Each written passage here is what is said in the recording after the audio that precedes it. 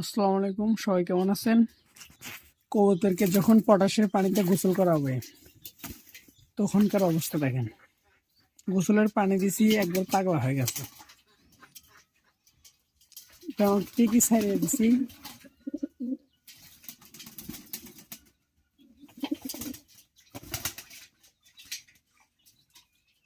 দাও গোসল, দাও দাও গোসল।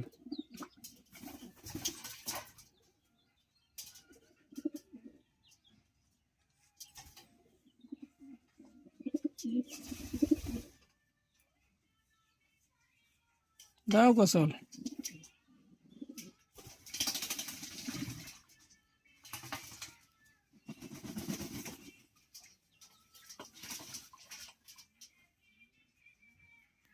দাও গোসল দাও।